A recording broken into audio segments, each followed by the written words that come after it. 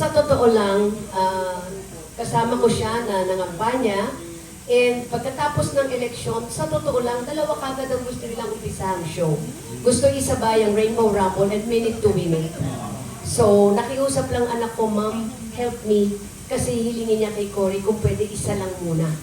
Para gusto niya, yung week na yon, ite-tape niya sa Rainbow Rumble, and yung succeeding week, gusto niya, nandito siya sa Batangas to fulfill his promise na they will see him in every bayan or every distrito dahil yun ang ipinangako niya.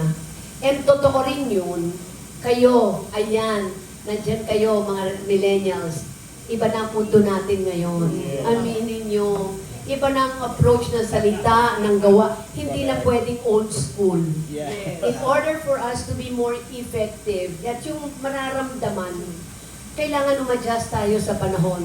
That's why I need yung energy ni Lucky.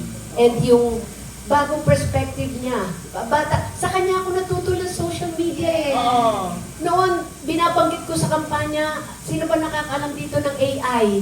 O ngayon, hindi ba lahat ng issue AI? O not everybody naiintindihan lang sa social media. So ito yung gusto kong ma-share sa akin ng mga new blood. And this is the part of Lucky to me and to my administration. So, siya ang tulay ko sa kabataan.